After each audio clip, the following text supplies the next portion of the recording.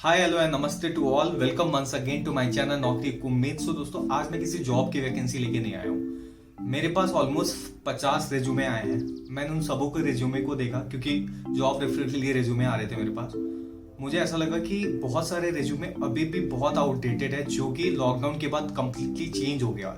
Lockdown के बाद एक इंटरव्यूअर कैसे किसी रिज्यूमे को देख रहा है, चाहे वो फ्रेशर्स का हो, चाहे वो एक्सपीरियंस्ड पीपल का हो, चाहे वो बहुत ज्यादा एक्सपीरियंस पीपल का हो, इन सबों का जो नजरिया है इंटरव्यूअर का वो कंप्लीटली चेंज हो गया है। तो आज की जो वीडियो वो 3 सेक्शन में है। फर्स्ट, जो कि फ्रेशर्स के रिज्यूमे के लिए है। सेकंड, जो कि एक्सपीरियंस लोगों के रिज्यूमे का है। एंड थर्ड, जो कि आपको पहले किसी ने नहीं बताया होगा, वो ये है कि एक इंटरव्यूअर कैसे इवेल्युएट करता है। मतलब मैं आपको वो इंटरव्यूअर इवेल्युएशन फॉर्म भी दिखाऊंगा, जिससे कि एक इंटरव्यूअर इवेल्युएट करता है किसी बंदे को, किसी बच्चे को या किसी एक्सपीरियंस पीपल को। तो आज लेट किए हुए बिना डायरेक्टली चलते हैं उस सेक्शन पे, जो कि मेन सेक्शन है आज का। उससे पहले जो पहली बार आ रहे हैं, सब्सक्राइब करना मत भूलिएगा, लाइक शेयर एंड कमेंट करते रहिएगा। So let's go. तो दोस्तों, जैसा कि मैंने बताया था कि आज के वीडियो के टोटल 3 सेक्शन होंगे। एक फ्रेशर्स का रिज्यूमे, सेकंड इंटरव्यू उनका जो एक्सपीरियंस्ड होते हैं, थर्ड इंटरव्यू इवैल्यूएशन फॉर्म, जो कि एक इंटरव्यूअर कैसे एक इंटरव्यू इवैल्यूएशन फॉर्म को फिल करता है आफ्टर इंटरव्यू। तो सबसे पहले स्टार्ट करते हैं as a fresher. As a fresher कैसा होना चाहिए एक रिज्यूमे। तो जैसा कि आप देख सकते हैं, मैंने एक रिज्यूमे बनाया है, जो कि अंकित कुमार या अंकिता कुमारी, जो भी आप ले लीजिए। इसके बाद आप देखेंगे, इसके बाद कॉन्टैक्ट नंबर होना चाहिए। आपने कॉन्टैक्ट नंबर डाल दिया यहाँ पे। कॉन्टैक्ट नंबर के बाद आपका ईमेल आईडी होना चाहिए, जो कि आपका कम्युनिकेशन ईमेल आईडी होगा, जिस पे आपको वो लोग ईमेल भेज सकते हैं, ठीक है, जो कि किसी फॉर्मेट में हो सकता है। उसके बाद स्टार्ट करते हैं। रिज्यूमे बहुत सिंपल एंड सोबर होना चाहिए। आप देख सकते हैं रिज्यूमे ऐसा है यहाँ पे कि इंटरव्यूअर अगर देखता है आपके रिज्यूमे को, तो उसको 2 मिनट में समझ आ जाएगा कि आपकी प्रोफाइल समरी ये है, आपका ऑब्जेक्टिव ये है, आपकी क्वालिटीज क्या है, आपका क्वालिफिकेशन क्या है, आपका नॉलेज क्या है, एंड देन वो with in a 2 minute, with in a 3 minute वो आपका इंटरव्यू स्टार्ट कर सकता है। तो चलते हैं दूसरे पार्ट की तरफ, जो कि है करियर ऑब्जेक्टिव। करियर ऑब्जेक्टिव में आप ऐसी चीजें डालिए जो कि इंटरव्यूअर को इंप्रेस करे। कुछ आप इसको कॉपी पेस्ट भी कर सकते हैं, आप इसको कहीं से भी उठा सकते हैं, बट ये बहुत अफेक्टिव होना चाहिए। थर्ड है प्रोफाइल समरी। अब प्रोफाइल समरी में मैंने क्या डाला है, a multi talented and dynamic person, क्योंकि इंटरव्यूअर को पसंद आएगा कि ये जो है वो किसी भी माहौल में ढल सकता है। It means he is a dynamic, she is a dynamic, ठीक है। सेकेंडली है expert in listening and resolving problem. So expert in listening and resolving problems means आप लोगों को भी पता है कि जब आप ऑफिस में होते हो या जब आपका जॉब लग जाता है, तो आपको हर तरह की बातें सुनने मिलती है। चाहे वो कभी हार्श होता है, कभी बहुत फन होता है, कभी मस्ती होता है, कभी मैनेजर की डांट होती है, तो हर चीज़ें आती है। तो आप एक्सपर्ट होने चाहिए वो सारी चीज़ों को लिसनिंग के लिए। आप लिसन भी करें और जो प्रॉब्लम्स आपको दिए जाते हैं उसको रिजॉल्व भी करें। Third, expert in working pressure situations, जो कि बहुत बहुत इंपॉर्टेंट है, क्योंकि प्रेशर सिचुएशन इज लाइक बहुत सारे सिचुएशंस आपको ऐसे मिलेंगे जब भी आपको बहुत ज़्यादा काम रहेगा, कभी आपको आपके वर्किंग आवर्स से भी ज़्यादा काम करना पड़ेगा, कभी किसी अलग चीज़ का प्रेशर होगा। मतलब आईटी सेक्टर में, किसी भी जॉब सेक्टर में we have many kind of situation where आप प्रेशर में आ सकते हो, ठीक है। तो आपको मैंने देखा, आपने लिखा एक्सपर्ट, मतलब आपका जब इंटरव्यूअर आपके इस एक्सपर्ट वाले थिंग को देखेगा तो बोलेगा कि चलो बंदे में काबिलियत तो है कि वो किसी भी सिचुएशन को प्रेशर आराम से हैंडल कर पा रहा है। थर्ड है प्रोफिशिएंट इन डिलीवरिंग हाई क्वालिटी रिजल्ट्स। मतलब कि आपको जो भी काम दिया जा रहा है आप उसको प्रोफिशिएंटली डिलीवर कर रहे हो। जो काम दिया जा रहा है, जितना कॉम्प्लेक्स काम दिया जा रहा है, आप डायरेक्टली उसको डिलीवर कर रहे हो, बिना किसी डिफेक्ट के, बिना किसी टाइम पीरियड को क्रॉस किए हुए, किसी डेडलाइन को क्रॉस किए हुए। तो आपका ये जो प्रोफाइल समरी है, ये आपके बारे में प्रॉपर चीजें दर्शाता है कि मतलब आप क्या हो। सेकेंड जो आता है वो पर्सनल क्वालिटीज। अब आपका पर्सनल क्वालिटीज क्या है, यहाँ से एक बार हमेशा ध्यान रखिएगा, यहाँ से आपको क्वेश्चंस भी आ सकते हैं। तो पर्सनल क्वालिटीज जो होना चाहिए वो बेस्ट होना चाहिए। जैसे कि अगर मैंने यहाँ लिखा है एनालिटिकल एंड प्रॉब्लम सॉल्वर, मैंने लिख तो दिया। व्हाट इफ अगर इंटरव्यूअर ने मेरे को एनालिटिकल कोई क्वेश्चन दे दिया, कोई प्रॉब्लम सॉल्विंग क्वेश्चन दे दिया, ठीक है, तो आपको इस चीज के लिए प्रिपेयर भी रहना है, राइट। अब आपको पता है आप किसी सेक्टर में जॉब जब करते हो तो आपको अपग्रेड होना होता है। मतलब अपग्रेड एज इन आपका, फॉर एग्जांपल आज आप बीपीओ में काम कर रहे हो, आप कॉल सेंटर, कल आपको क्वालिटी टेस्टर बनाया जाएगा, जब आप आईटी सेक्टर की बातें करते हो तो आज आप जावा डेवलपर हो, कल में भी आपको बोला जाए एंगुलर सीखने। तो there are varieties of skills which you have to upgrade. तो आप देख सकते हैं ये भी बहुत इंपॉर्टेंट चीज़ है। एक और बात मैं यहाँ पे एक काइंड ऑफ नोट बताना चाहता हूँ कि जब आप ये लिखते हो कि कोई भी कॉन्सेप्ट को आप क्विकली ग्रैप कर सकते हो, तो जब ग्रैप करते हो तो क्या होता है कि ये चीज़ें ऐसे हाईलाइट करना, जब आपसे सामने वाला जब इंटरव्यूअर कोई क्वेश्चन पूछेगा कि अगर इन फ्यूचर आपको जावा में दे दिया जाए काम तो आप कर पाओगे क्या, तो आपको बोलना है हाँ। आपको कॉन्फिडेंट रहना है क्योंकि आप कर पाओगे, क्योंकि किसी भी आईटी टेक्नोलॉजी या आईटी फ्रेमवर्क को सीखने में 3 से 4 महीने का समय लगता है, जो कि हर एमएनसीज प्रोवाइड करती है वो आपको। नेक्स्ट आते हैं क्वालिफिकेशन पे। क्वालिफिकेशन सेक्शन ऐसा है, यहाँ पे आपको बहुत सिंपल रखना है। BA from this university with this percentage, आपने हायर सेकेंडरी दिस किया है। ये नहीं जरूरी है मेंशन करना कि आपने किस कॉलेज से किया है, किस यूनिवर्सिटी से किया है, मतलब इतना डिटेल में नहीं लिखना है आपको, बहुत सिंपल और सोबर लिखना है। क्योंकि जब आप एज अ फ्रेशर आते हो, बस लोग यही देखते हैं कि आपने 60% टच तो किया है। मैं नॉर्मल कंपनीज की बात बता रहा हूँ, मैं माइक्रोसॉफ्ट गूगल्स की बातें नहीं बता रहा हूँ, ठीक है। तो आपको बस ये देखना है कि आपने 60% तो टच किया, जो मिनिमम कट ऑफ होती है आज की कंपनीज की, ठीक है। सेकेंडली आते हैं आपकी स्किल्स पे। फॉर एग्जाम्पल ये जिसका भी है उसको कंप्यूटर नॉलेज है, जो कि है well versed with Microsoft office, उसको कंप्यूटर एंड इंटरनेट एप्लीकेशन बहुत इजीली हैंडल करने आता है। तो अब आप देख सकते हैं कि जब आपके पास ऐसे स्किल्स होते हैं तो आप हर तरह के जॉब में जा सकते हो।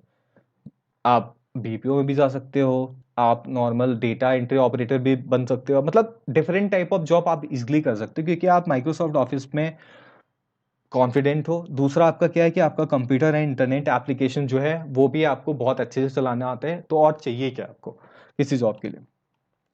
अब क्या दिखता है एक इंटरव्यूअर कि आपको, चलो ठीक है ये तो आपके काम का चीज था, ये आपके पर्सनल जो एक कंपनी को चाहिए वो था। अब एक्स्ट्रा करिकुलर एक्टिविटीज में क्या है। फॉर एग्जांपल आप एक चीज सोचो कि बहुत सारे आईटी सेक्टर में, बहुत सारी कंपनीज में बहुत सारे इवेंट्स होते हैं, 10 तरह की चीजें होती हैं।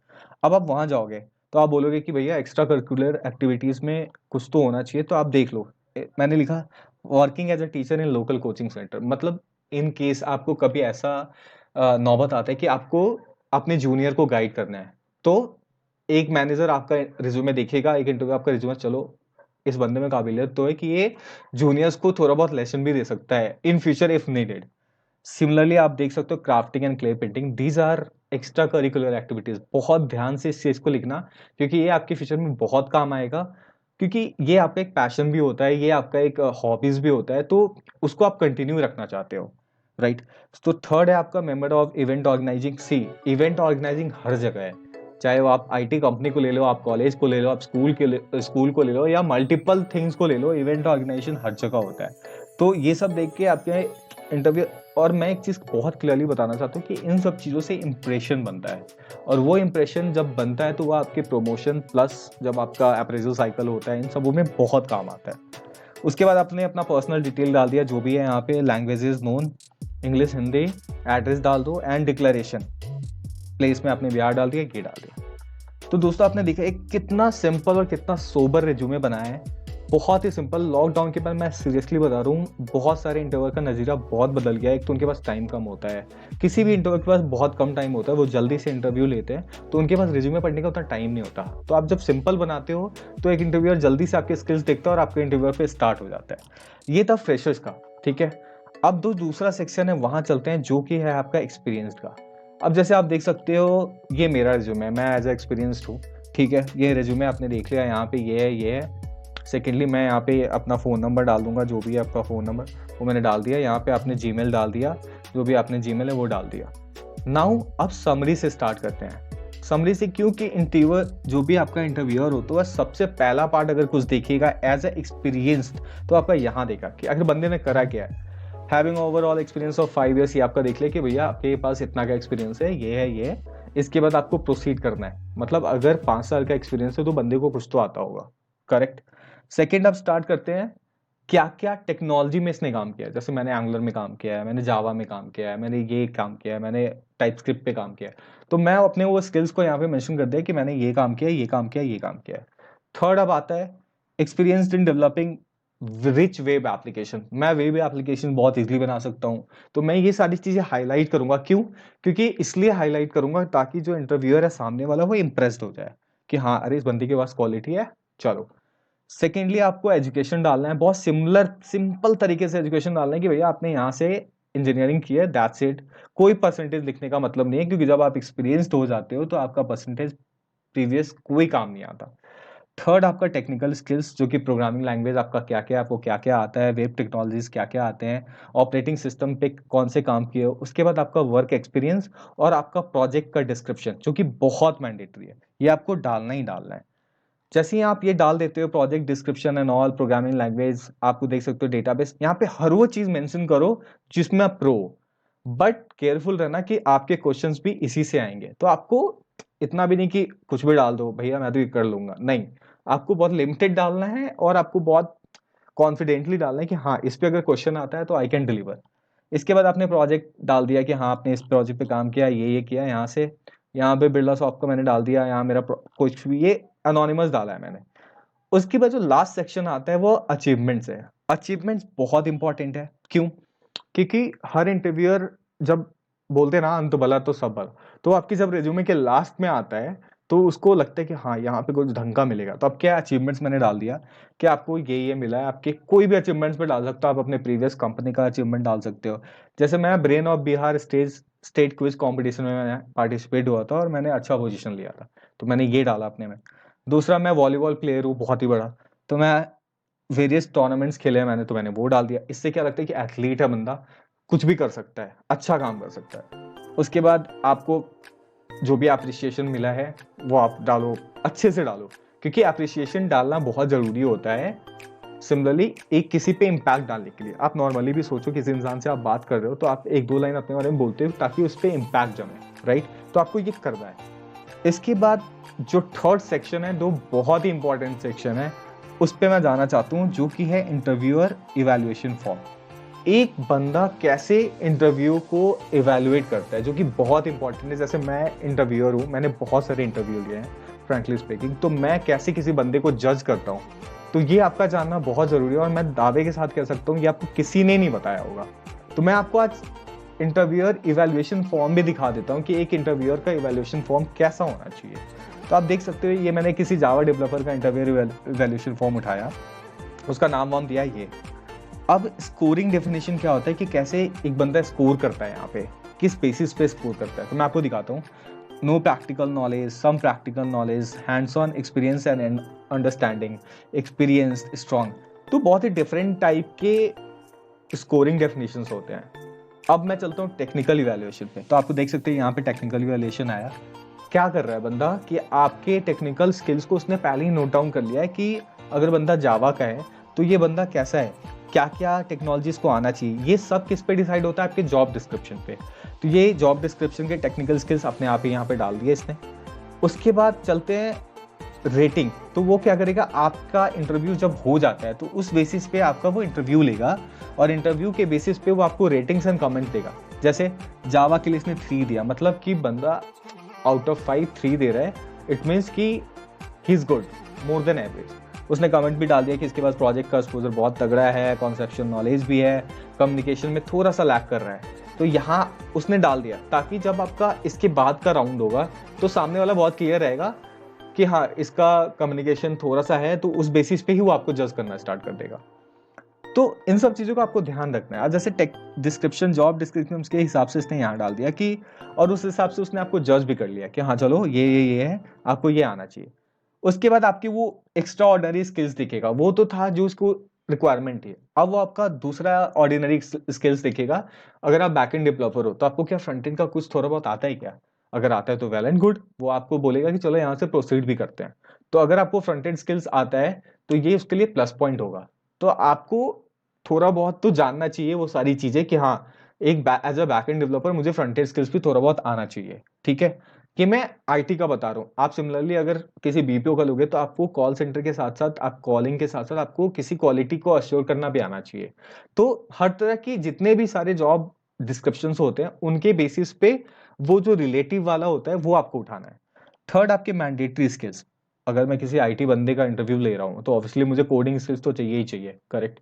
एंड देन आप डीएसए पे जाओ। चलो डीएसए बड़ी बड़ी कंपनीज में ढूंढते हैं, जैसे गूगल हो गया, माइक्रोसॉफ्ट हो गया, ठीक है, बट डीएसए आपका स्ट्रांग होना चाहिए। थर्ड उप्स कॉन्सेप्ट को आपको भी पता है, दुनिया जानती है उप्स कॉन्सेप्ट को।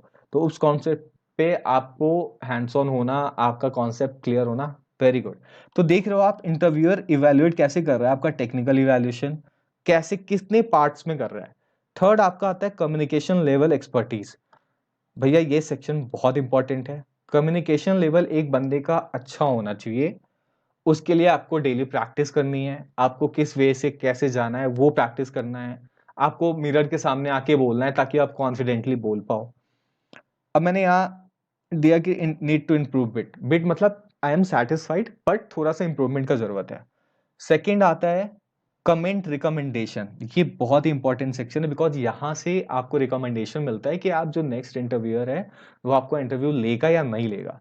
अब टेक्निकल ऑब्जर्वेशन मैंने लिखा core knowledge need to work more on concept, मतलब कोर नॉलेज बढ़िया है बट कॉन्सेप्ट में अभी भी कमी है। Analytical and problem solving skills. तो क्या होता है जब आप इंटरव्यू लेते हो और आप जब अपना जो आपका बेस्ट अचीवमेंट्स होता है, बेस्ट चीजें डालते हो, तो उसमें आपने जैसे डाला कि प्रॉब्लम सॉल्वर, तो मैंने एक क्वेश्चन दे दिया आपको इंटरव्यू में और आपने अगर वो सॉल्व कर दिया तो मैं उस बेसिस पे यहाँ आपको जज करूंगा। एटीट्यूड, एटीट्यूड बहुत इंपॉर्टेंट है, मैं बता रहा हूँ किसी भी इंटरव्यूअर के सामने एरोगेंट होने की जरूरत ही नहीं है, आपको बहुत नॉर्मल रहना है। Third clarity of answer provided, आपने देखा जो भी है। फाइनल रिकमेंडेशन आप देख सकते हो रिकमेंडेड फॉर नेक्स्ट राउंड, मतलब ये बंदा अच्छा था, मुझे पसंद आया, मैंने इसको रिकमेंड कर दिया, ठीक है। दूसरा recommend for junior meet senior lead, ये बहुत इंपॉर्टेंट है समझना क्यों। यहाँ पे आप देख सकते हो यहाँ पे लिखा हुआ recommended for junior meet senior lead, मतलब अगर बंदा एज अ फ्रेशर आप आ रहे हो, मैंने लिख के भेजा कि भैया इसका कोर नॉलेज बहुत अच्छा है, ये मिड में भी जा सकता है, तो आपको मिड में भी चले जाना है, राइट। तो मतलब इस पे आपका पैकेज डिसाइड होता है, मैं सीरियसली बता रहा हूँ, इस पे आपका पैकेज डिसाइड होता है, आपके टेक्निकल इवैल्यूएशन पे ही आपका पैकेज डिसाइड होता है। स्किल गैप में मैंने डाल दिया माइक्रो सर्विसेज क्योंकि इस बंदे पे नहीं था थोड़ा बहुत एक्सपोजर।